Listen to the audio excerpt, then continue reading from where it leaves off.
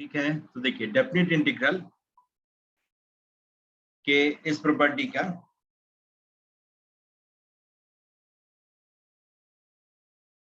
Definite integral के इस property का यूज करके भी लिमिट को इवैल्यूएट करते हैं, है ना। तो a to b f x d x, ये इंटीग्रल निकालना हो तो इस कर्व के अंदर का एरिया निकालना, तो कर्व के अंदर का एरिया डेफिनेट इंटीग्रल की वैल्यू। अब इसका लिमिट से कैसा रिश्ता नाता होता है, तो देखिए जैसे इस पूरे रीजन को मैं छोटे छोटे स्ट्रिप में डिवाइड कर,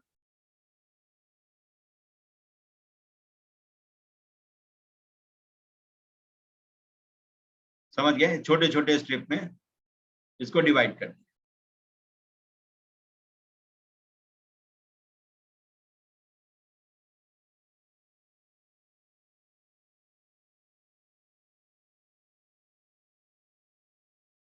ये छोटे छोटे स्ट्रिप में इसको डिवाइड कर दिया, समझ गए।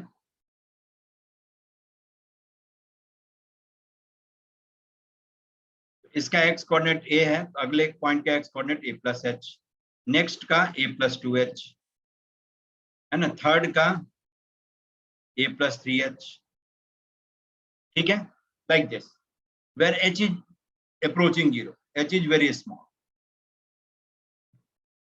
समझ गए। इस तरह से इन दोनों पॉइंट का जो एक्स कोऑर्डिनेट है उसके बीच में गैप इतना कम है कि इसको, इस स्ट्रिप को ऑलमोस्ट रेक्टेंगुलर आप ट्रीट कर सकते हैं, समझ गए।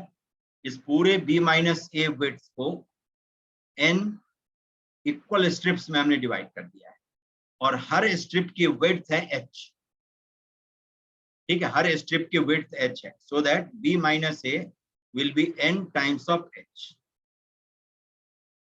इसका मतलब b जो हो जाएगा आपका a प्लस n times of h। Last strip ये है अपना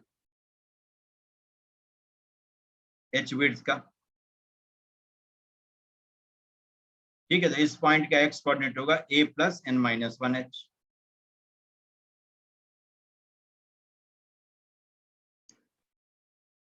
समझ गए मैंने क्या किया, इस b माइनस ए विड्थ को n h विड्थ वाले n इक्वल स्ट्रिप्स में डिवाइड कर दिया, और h is very approaching zero, और h इज अप्रोचिंग जीरो, तो n has to be infinite, n has to be infinite, लेकिन n into h is b minus a, width of interval, n into h is width of interval, b minus a बराबर।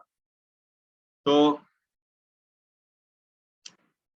समझ गया, तो NH हो गया आपका b minus a. तो a to b f x d x, इसको आप लिख सकते हैं limit h approaches 0, subsequently n will approach infinity, और sum of area of all strips। तो पहले स्ट्रिप का एरिया लिखते हैं तो क्या लिखते हैं, fa into h, दूसरे स्ट्रिप का एरिया fa प्लस h और इंटू h, क्यों, इन स्ट्रिप्स को ऑलमोस्ट रेक्टेंगुलर हमने ट्रीट किया है, तो a पर जो फंक्शन की वैल्यू होगी इसको आप fa कहेंगे, और यही आपका इसका y कोऑर्डिनेट देगा, fa और into h area of first strip. Next a plus H पर जो फंक्शन की वैल्यू होगी उसको एफ ए प्लस एच करेंगे, इसी में x के जगह पर ए प्लस एच डालते जाइए, y करिस्पॉन्डिंग पॉइंट के y कोऑर्डिनेट की वैल्यू आती जाएगी। फिर थर्ड स्ट्रिप का एरिया लिखें f a plus two h और into h, and so on, ऐसे ही होते होते लास्ट में जब आप लिखेंगे तो क्या आएगा, f a plus n minus one into h और इंटू एच आ गया। इसको आप लिख सकते हैं limit h approaches 0, h times sigma f a plus rh, r varies from 0 to n minus 1, r varies from 0 to n minus 1।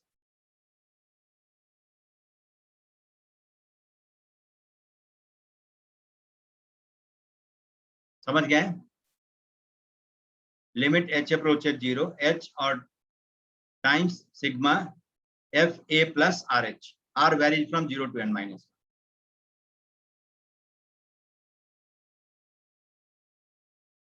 1। ठीक है। अब देखिए जैसे इसको मैंने लिखा है एग्जैक्टली वैसे ही, और एन अप्रोचेज इंफिनिटी भी साथ साथ चलते रहेगा, क्योंकि जैसे विड्थ ऑफ स्ट्रिप अप्रोचिंग 0 हुआ तो number of such strip will be infinite, ये ऑब्वियस है। अब सेम एरिया को आप ऐसे भी लिख सकते हैं, कोई ये नहीं है। जैसे एफ ए, पहले स्ट्रिप का एरिया लिखने के लिए F a plus H into H भी कर सकते हैं, दूसरे स्ट्रिप का एरिया लिखने के लिए F a plus 2h into H कर सकते हैं, है ना, क्योंकि दोनों साइड की लेंथ जब बराबर है तो लेंथ आप लिखेंगे एफ ए या एफ ए प्लस एच बराबर है, कोई एक ले लीजिए, एफ ए प्लस 3h और इंटू एच, और होते होते f a plus n h. अब हायर ऑर्डिनेट को हमने लेंथ लिया है इंटू एच, ये भी कर सकते हैं। इसमें नहीं सोचना है कि क्या करूं नहीं करूं, तो limit H approaches 0 h times sigma F a plus r H, r varies from 1 to now 1 to n, r varies from 1 to n,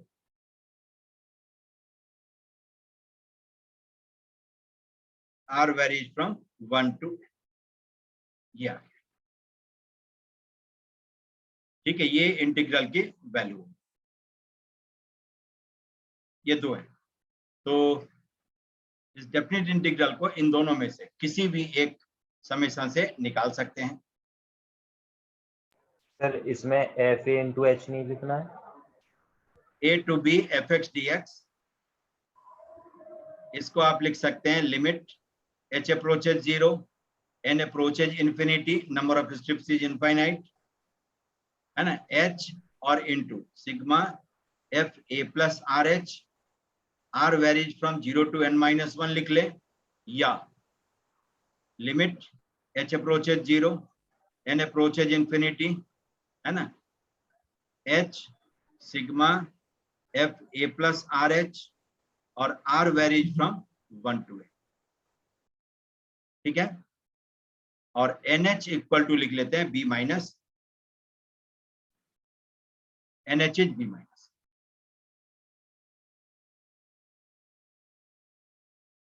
समझ गया, NH इज B माइनस।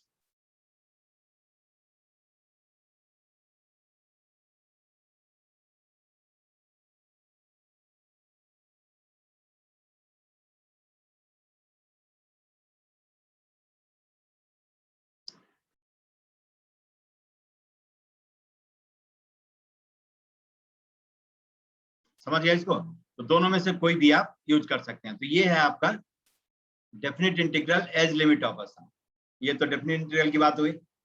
अब हम क्या करते हैं, इसको लिमिट को इंटीग्रल के फॉर्म में चेंज करते हैं, लिमिट को इंटीग्रल के फॉर्म में चेंज करते हैं। चेंज करने का तरीका क्या होगा तो मैं बताता हूँ, है ना। जैसे ये है, ये आप जैसे 0 to π/2 और कहता है sin x dx,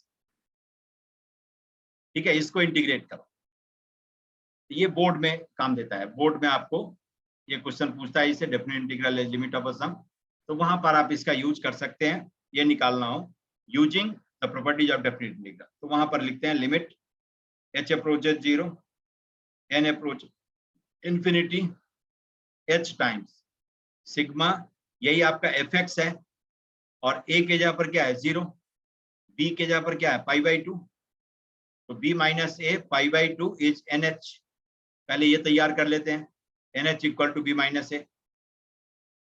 अब लिख लीजिए r varies from 1 to n, यही लिख लें, ठीक है। तो f a plus r h, और a के जगह पर क्या है 0, तो एफ आर एच, है ना, where f x is sine x, तो आप इसको लिख सकते हैं limit h approaches 0 n approaches infinity, ठीक है, h times sigma sine r h और r varies from 1 to n, तो इसको लिख लेते हैं limit h approaches 0 n approaches infinity h times, देखिए अब ये हो जाएगा sign h sign 2h sign 3h होता है and so on sine NH, इसका समेशन, ठीक है। अब साइन की सीरीज हो या कोसाइन की सीरीज हो और एंगल्स एपी में हो, तो उसका सम का फॉर्मूला होता है, ये शायद मालूम हो गया या नहीं, फिर ट्रिग्नोमेट्री जब पढ़ाऊंगा तो बता दूंगा। Sine theta plus D, sine theta plus 2d, है ना, 2n टर्म्स। इसका सम निकालना हो तो लिखते हैं साइन एन डी बाई 2 और अपॉन साइन डी बाई 2, और साइन की सीरीज है तो अब यहाँ पर साइन लिख लेंगे, थीटा मतलब फर्स्ट एंगल प्लस n-1 और इंटू डी बाई, ये हो जाता है इसका। और जब कॉस की सीरीज होगी यही cos theta plus D, cos theta plus 2d, 2n terms. ठीक है, ये लिखा हुआ हो, इससे बस मामूली सा चेंज देते, ये sine n d by 2 upon sine d by 2 तो होगा ही, ये फिक्स है। कोसाइन की सीरीज है तो यहाँ पर कॉस हो जाएगा, फर्स्ट एंगल प्लस n-1 और इंटू डी बाई। ठीक है, बस यहाँ पर चेंज होता है, साइन की सीरीज है यहाँ पर साइन, कोसाइन की सीरीज है यहाँ पर कोसाइन, बस दैट्स इट। बाकी सब कुछ दोनों में सेम। तब देखिए इसी को यूज कर सकते हैं, पहले वाले का लिखा सकता है,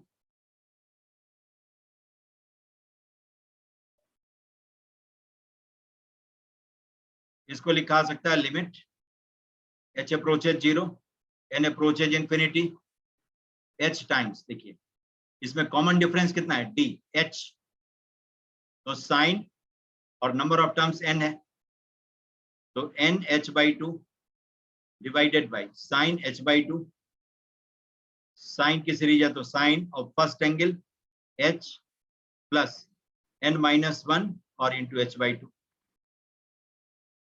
आ गया। इसी फॉर्मूले का मैंने यूज कर दिया। अब यहाँ पर देखिए बाई 2 और इंटू 2 कर दीजिए, तो sine theta upon theta, theta approaches 0 is 1, तो साइन h बाई 2 और ये h बाई 2 का रेशियो 1 हो जाएगा, और NH आपका पाई बाई 2 है ही, ये साइन पाई बाई 4 हो गया, तो 2 साइन पाई बाई 4, इसको बाहर करिए, limit h approaches 0, n approaches infinity, sine of h plus NH by 2 minus of h by 2, तो जहां पर भी NH है वहां पर पाई बाई 2 रख दीजिए, और h अकेला रह जाएगा तो अप्रोचेज 0, ये भी साइन पाई बाई 4 हो जाएगा, तो 2 साइन स्क्वायर पाई बाई 4, मतलब 2 इंटू 1 बाई 2, मतलब इसकी वैल्यू कितनी आ गई 1, जो कि आप जानते भी हैं साइन एक्स का इंटीग्रेशन 1 होता है 0 से पाई बाई 2 के बीच, ये क्रॉस चेक भी हो गया है ना।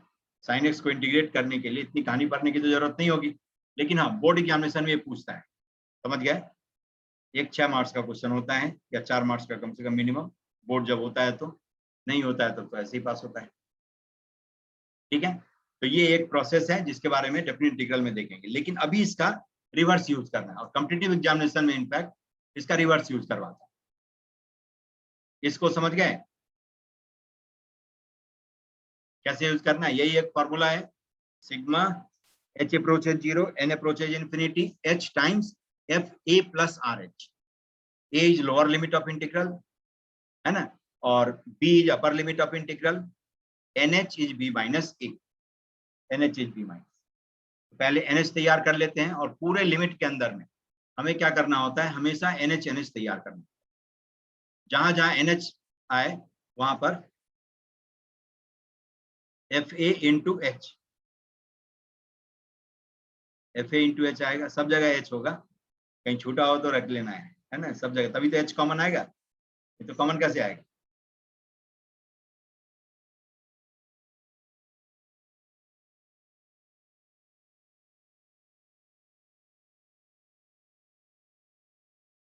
कहाँ है, h छूट गया कहीं क्या है, तो fa इंटू h, सब जगह fa into h, fa plus h into h and so on,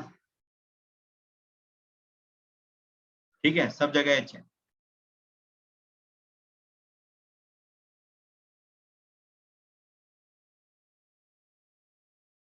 ठीक है, इसमें मैंने ये वाला लिमिट लिया है, r varies from 1 to n, आप 0 to n-1 भी ले सकते हैं, कोई भी, दोनों में से इधर और से रिलेटेड है ना, या तो ये लें या ये लें, चॉइस इज योर्स।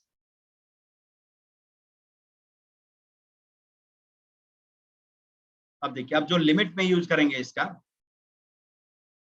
ये बोर्ड की खास बात है कि आसान चीज को कहता है कॉम्प्लिकेटेड बना करके सॉल्व करो, लेकिन टेक्निकल एग्जामिनेशन में आपको कॉम्प्लिकेटेड चीज को कहेगा आसान बना करके सॉल्व करो।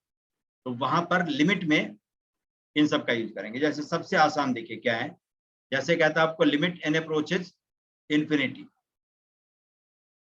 ठीक, आपको दे दिया 1 raise to the power 4, 2 raise to the power 4, आसान सा 3 रेज टू पावर 4 से लेकर के n raise to the power 4 और divided by n raise to the power 5। इसको कहता है इवैल्यूएट करो। तब तो आप अपने आप को कोसेंगे, क्यों? तो क्यूब तक का सम तो हमें मालूम है, 1 + 2 + 3 + n, ये मालूम है, n इंटू n + 1/2 होता है। स्क्वायर का सम आपको मालूम है नहीं? इसका सम मालूम है, पहले वाला दोनों फैक्टर n + 1, फिर दोनों को ऐड करके तीसरा फैक्टर और डिवाइडेड बाय 6, ये होता है। और क्यूब का सम का स्क्वायर होता है, ये होता है n इंटू n + 1/2 का स्क्वायर। ठीक है, ये 3 मालूम है और ये 3 हमें पढ़ना है ना? ये पढ़ना है हमें, ये समेशन जानना है ना? और ये भी क्यूब का सम भी जानना है। ठीक है, लेकिन पावर 4 तो है ही नहीं, फिर तो आपको लगेगा कि आउट ऑफ सिलेबस पूछ दिया। तो वहां पर यही चीज है, यही आपको इसको इंटीग्रल में कन्वर्ट करके सॉल्व करना है, समझ गए? तो सबसे पहले क्या करिए, इसको समेशन के फॉर्मेट में, लिमिट n अप्रोचेज इंफिनिटी, इसमें एक n को मैं बाहर कर लेता हूं, तो 1/n raise to the power 4, 2/n raise to the power 4, 3/n raise to the power 4 और n/n raise to the power 4 लिखा सकता है इसको। ये हो गया limit n approaches infinity 1/n sigma r/n raise to the power 4, r varies from 1 to n, r/n raise to the power 4, r varies from 1 to n। ये आ गया। जब इनफाइनाइट लिमिट हो और सिग्मा इस तरह से हो, है ना, समेशन r/n के फॉर्म में आ जाए, सिग्मा r/n के फॉर्म में आ जाए, तो आप क्या करेंगे, सिग्मा को इंटीग्रल से रिप्लेस करेंगे, क्योंकि सिग्मा का मतलब ये होता है ऐड करना और इंटीग्रल का मतलब ही ऐड करना। ठीक है, फिर r/n इस सिग्मा का वेरिएबल है, r सिग्मा का वेरिएबल है और n पर लिमिटिंग कंडीशन है तो n लिमिट का वेरिएबल है, तो इसीलिए r/n टुगेदर विल वेरी। तो जहां r/n है उसको x से रिप्लेस करिए। फिर 1/n को क्या करते हैं, dx से रिप्लेस करते हैं। dx जो इंटीग्रल में होता है उसको कहते हैं very small change in x, approaching zero change in x, उसको dx कहते हैं। ठीक है, और 1/n भी as n approaches infinity will approach zero, इसका भी मतलब वही है। समझ गए कि जो dx का मीनिंग है इंटीग्रल में, वही 1/n का मीनिंग है इस लिमिट में, क्योंकि n अप्रोचेज इंफिनिटी तो 1/n विल अप्रोच जीरो। अब सब रिप्लेस हो गया। अगला काम क्या करेंगे, लोअर लिमिट ऑफ सिग्मा के corresponding lower limit of integral और अपर लिमिट ऑफ सिग्मा के corresponding upper limit of integral लिख लीजिए। तो सिग्मा के जगह पर पहले मैं इंटीग्रल लिखता हूँ, r/n के जगह पर x लिख लेता हूँ, 1/n के जगह पर dx, ये तैयार हो गया। अब lower limit of sigma is 1, r की वैल्यू 1 है, और लिमिट में जो इंटीग्रल में वैल्यू लिखते हैं वो किसकी वैल्यू होती है, x की वैल्यू होती है, उसके वेरिएबल की वैल्यू होती है। तो at r equal to 1, x की वैल्यू क्या हो जाएगी 1/n, and this will approach 0 as n approaches infinity, so limiting value is 0, lower limiting value is 0। r equal to n पर x की वैल्यू क्या हो जाएगी n/n, and this is 1, upper limit of integral is 1 हो गया। तो 0 to 1 x raise पर 4 dx, जिसको आप लिख सकते हैं x raise to the power 5 और अपॉन 5, 0 to 1, इसका मतलब 1/5 आ गया। ठीक है, ये आ गया इंटीग्रल 1/5।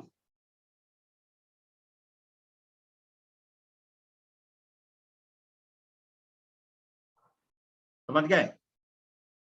तो इस तरह से आप इसको सॉल्व करेंगे। अब ऐसा क्यों किया तो मैं बता रहा हूं, जो पहले मैंने बताया था इंटीग्रेशन और समेशन में डिफरेंस, कॉन्टिन्यूअस डेटा को ऐड करना हो तो वहां पर आप समेशन का यूज करें या इंटीग्रेशन का यूज करें, बराबर है, लेकिन वहां पर इंटीग्रेशन का भी यूज कर सकते हैं।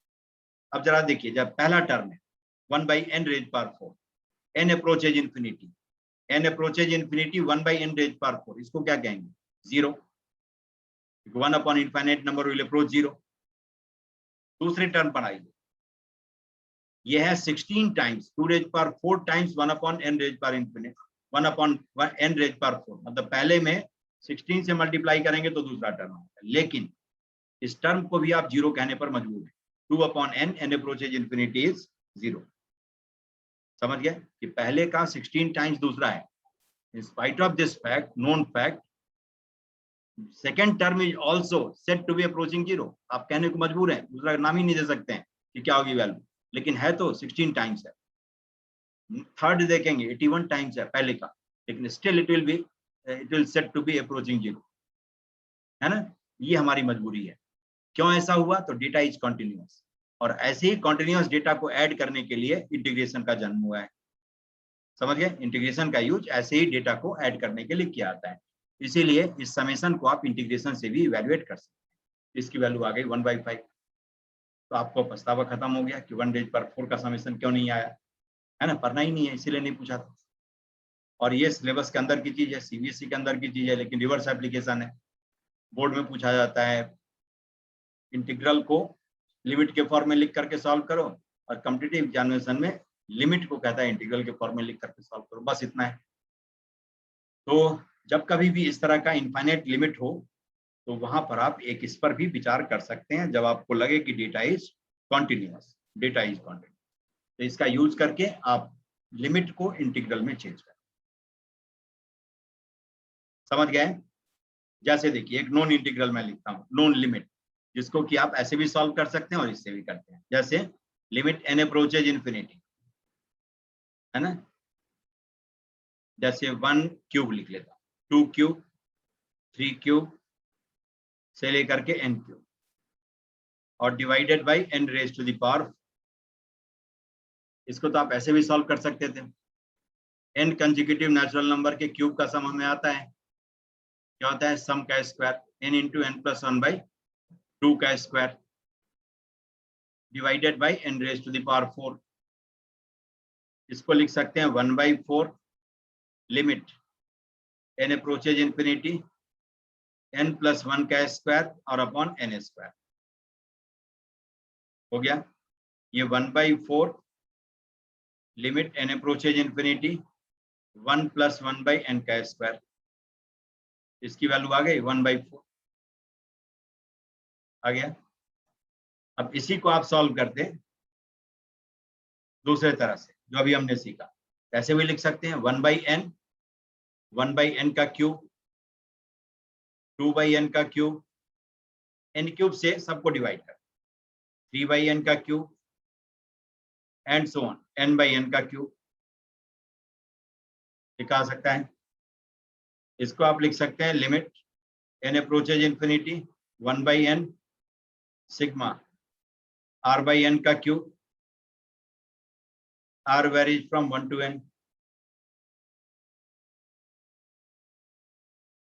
हो गया? अब जरा देखिए, अब जो काम हमने पहले किया है वही काम करिए। सिग्मा को इंटीग्रेशन से चेंज करिए, r/n को x से चेंज करिए, x³, ठीक है, और 1/n को dx से रिप्लेस कर लिए। लोअर लिमिट ऑफ सिग्मा के करिस्पॉन्डिंग x आपका है r/n। अब r की वैल्यू 1 रखें, x की value 0, because n approaches infinity. r की वैल्यू n रखेंगे तो n/n इज 1 आ गया। अब x³ को इंटीग्रेट करें, x raise power 4/4 limit 0 to 1, ये भी 1/4 आ गया। देखिए दोनों सेम है, मैच कर गया, ठीक है। इसका मतलब जहां मौका मिले आप कर सकते हैं इसको, दोनों में से किसी का भी यूज करेंगे, लिमिट की वैल्यू सेम। क्यों? तो डेटा इज कॉन्टिन्यूअस। देख रहे हैं कि 1/n को भी आप अप्रोचिंग 0 कहेंगे, 2/n को भी अप्रोचिंग 0 कहेंगे, 3/n को भी अप्रोचिंग 0 कहेंगे, लेकिन यस, जब ये सब अप्रोचिंग 0 था तो लास्ट में 1 कैसे आ गया? n/n is 1। कुछ ना कुछ बदलाव तो हो रहा था, लेकिन जो चेंज हुआ वो विजिबल नहीं था, उसको हम नहीं पकड़ पाए। हर को 0 अप्रोचिंग 0 कहने को मजबूर हुए, लेकिन अंत में दिखा कि ये 1 हो गया। इसका मतलब data was continuous, data was gradually increasing, gradually changing, and it changed from approaching 0 to 1. ठीक है, समझ गया इसको? तो ऐसा भी लिमिट हो सकता है। तो इनफाइनाइट लिमिट में एक इससे भी सतर्क रहते हैं। आपको लगेगा लिमिट है, कॉन्फिडेंस हिला देगा, लेकिन वो लिमिट है ही नहीं, लिमिट का काम ही नहीं है, उसमें कुछ और है। ठीक, जैसे देखिए आपको यही कहता है कि लिमिट एन अप्रोचेज इन्फिनिटी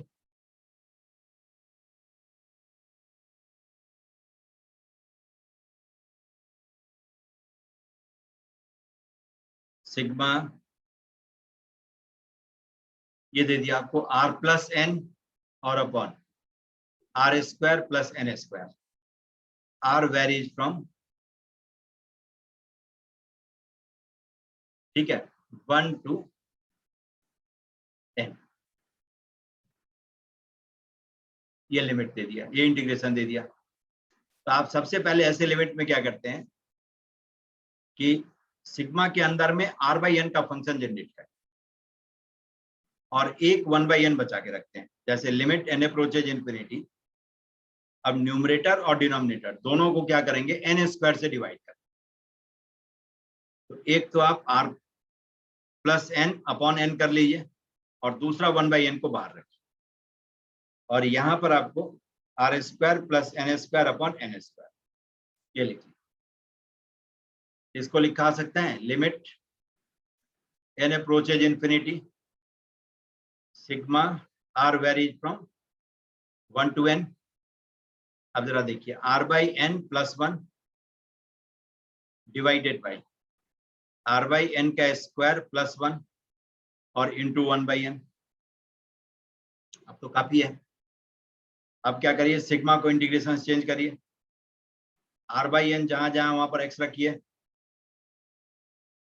ठीक है, 1 बाई एन को dx, ये इतना कंप्लीट हो जाए। उसके बाद अब लोअर लिमिट x तो आपका r बाई एन है, लोअर लिमिट r की वैल्यू 1 है, तो 1 by n n approaches infinity is 0, तो लोअर लिमिटिंग वैल्यू इज 0 आ गया, और upper limiting value will be 1, n by N.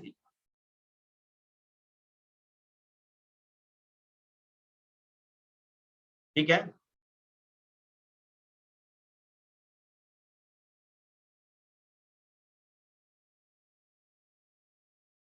समझ गए? तो अब जरा देखिए,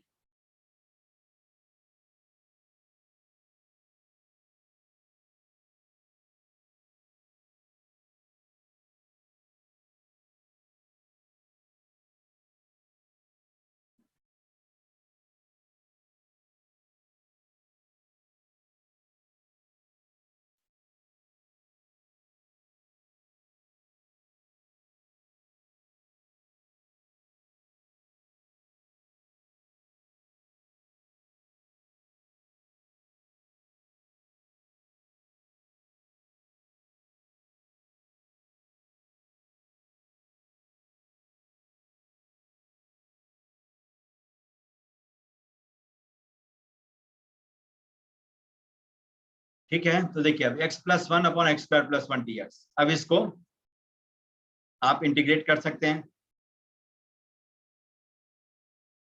है ना, इंटीग्रेट इसको किया जा सकता है, इसको इंटीग्रेट कर सकते हैं। देखिए अब इसको दो पार्ट में बांट लेते हैं, 0 to 1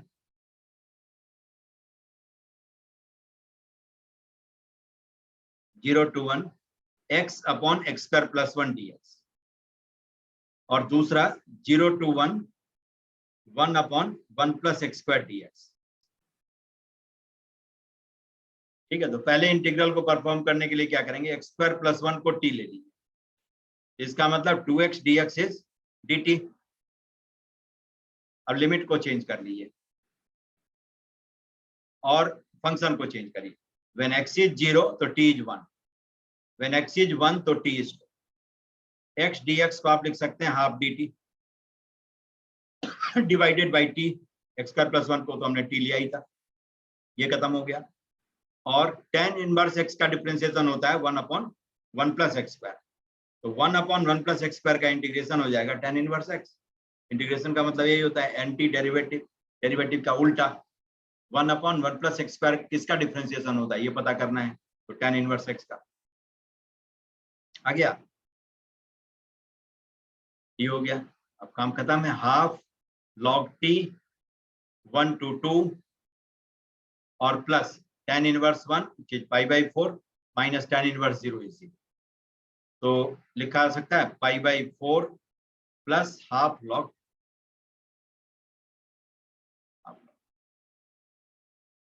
ठीक है, ये हो गया। ये definite integral as limit of a sum है ना, इसका यूज। तो इनफाइनाइट लिमिट में ये बहुत धोखा देता रहता है कि आपको लगेगा कि लिमिट नहीं आती हमें और वो इंटीग्रेशन है, तो पूछ रहा है आपको इंटीग्रेशन, है ना, कर लेंगे। सर ये इंटीग्रेशन दोबारा बता दीजिए सर, ये इसका कौन सा है ये सर, ये जो अभी इंटीग्रेशन? आप, यस अभी जो सर, इंटीग्रेशन किया ये वाला, यस सर, देखिए इसको मैंने दो पार्ट में बांट दिया, x/x² + 1 और प्लस 1/x²+1, ये तो समझ गए, यस सर, ये तो आ गया। ये समझ गए। अब देखिए दूसरे को, पहले को सॉल्व करने के लिए हमने क्या किया, x² को x²+1 को t एज्यूम कर, तो 2x dx dt हो जाएगा, dt/dx 2x होगा, 2x is dt/dx, नहीं, t is x²+1 तो dt/dx 2x नहीं होगा, यस सर, हो गया। तो 2x dx is dt, तो x dx is half dt, x²+1 is t। अब ये दोनों 0 और 1 किसकी वैल्यू है, x की वैल्यू। अब जो नया वेरिएबल है t है, अब उसके जगह पर t की वैल्यू लिखेंगे, x की वैल्यू 0 रखिए तो t की वैल्यू 1 आ जाएगी, x की वैल्यू 1 रखिए तो t की वैल्यू 2 आ गई, तो लिमिट 1 to 2, पहला इंटीग्रल हो गया। दूसरा 1/1 प्लस x² का इंटीग्रेशन होता है tan इनवर्स x, क्यों होता है, इसीलिए कि tan इनवर्स x का डिफरेंशिएशन होता है 1/1 प्लस x², और कोई मतलब नहीं होता है इंटीग्रेशन का, इंटीग्रेशन का यही मतलब होता है, एंटी डेरिवेटिव मेथड से जो इंटीग्रेशन निकालते हैं उसका यही मायने मतलब होता है कि ऐसा फंक्शन इन्वेस्टिगेट करना जिसका डिफरेंशिएशन 1/1 प्लस x² है, तो tan इनवर्स x वो बहादुर फंक्शन है, समझ गए। यस सर, t/t इसका इंटीग्रेशन क्या होगा, log t, क्योंकि log t का डिफरेंशिएशन होता है 1/t, आ गया। तो इस तरह से यस इसकी वैल्यू आ गई। अब देखिए लिमिट लग रहा था लेकिन है इंटीग्रेशन, लिमिट से जो धक्का मारेगा वो सोचते रह जाएगा, नहीं निकलेगा, अंदाज से कुछ करेगा, फिर गलती करके चुपचाप बैठ जाएगा, ठीक है। अब चलिए अब एक और करवा देता हूँ, फिर ये क्लोज हो जाएगा, फिर अगले दिन कंटिन्यूटी की शुरुआत करेंगे। जैसे देखिए लिमिट n अप्रोचेज इंफिनिटी, ये कह देता है n factorial raise to the power 1/n और अपॉन n, ये कह देता है, ठीक है। अब ये बोल दिया, ये थोड़ा टफ लिमिट में आता है, ऐसे इनफाइनाइट लिमिट है लेकिन सोचते रहेंगे तो बहुत टाइम लगा देगा। देखिए अब इसको करते हैं n अप्रोचेज इंफिनिटी, ऐसे लिख सकते हैं n फैक्टोरियल और divided by n raise to the power n whole raise to the power 1/n,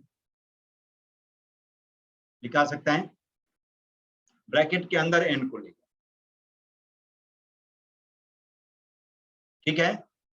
अब क्या करते हैं, इसको y एज्यूम करते हैं, y इज n फैक्टोरियल और upon n raise to the power 1/n,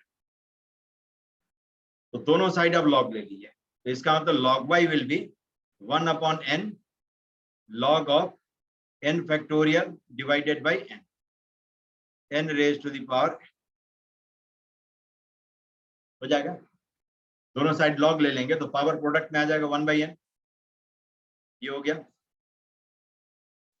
इसका मतलब log y इज 1/n, और जरा देखिए log ये जो आपका है n फैक्टोरियल को क्या कहते हैं, 1 2 3 से लेकर के कहां तक का प्रोडक्ट, n तक का कंटिन्यूट प्रोडक्ट, और डिनोमिनेटर में आपका है n raise to the power n, इसको लिख सकते हैं n into n into n into n,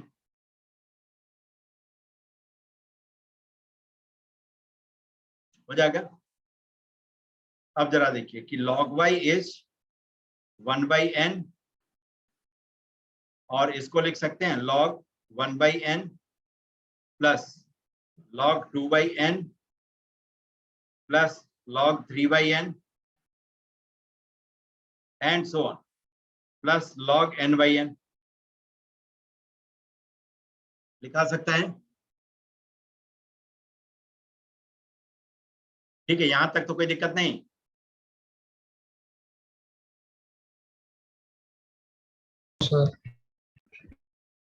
ठीक है, तो 1/n, अब इसको लिख सकते हैं सिग्मा log r/n, और r varies from 1 to n, लिखा सकता है।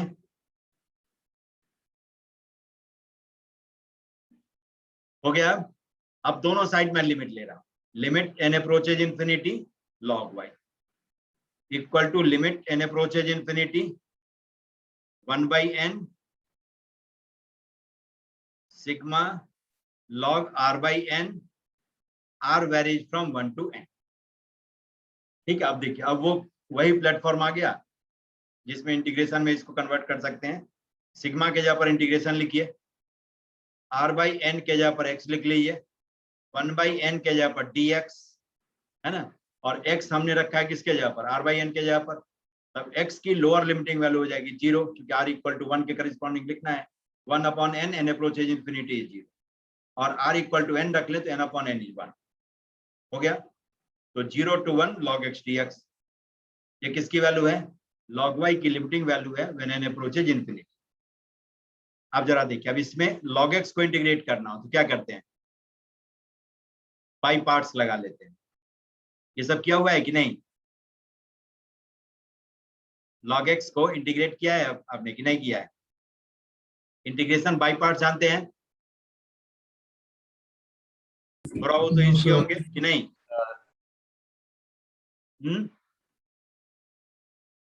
यस कि no, sir no. No sir. नहीं, अच्छा, फिजिक्स में भी यूज नहीं हुआ है सर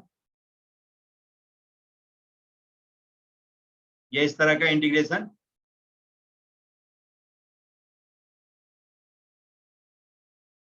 इसको कहते हैं इंटीग्रेशन बाई पार्ट्स। ठीक है, इंटीग्रेशन बाई पार्ट्स। अब इसको यूज करके इसमें क्या करते हैं, एक को फर्स्ट फंक्शन, एक को सेकंड फंक्शन लेते हैं, सेकंड फंक्शन को इंटीग्रेट करते हैं और फर्स्ट फंक्शन को बार बार डिफरेंशिएट करते हैं, dy/dx, एक ही जगह तो निकालना ही पड़ा है डिफरेंशिएशन, और v को 2 बार इंटीग्रेट करते हैं। ये फॉर्मूला है इसका इंटीग्रेशन बाई पार्ट्स का।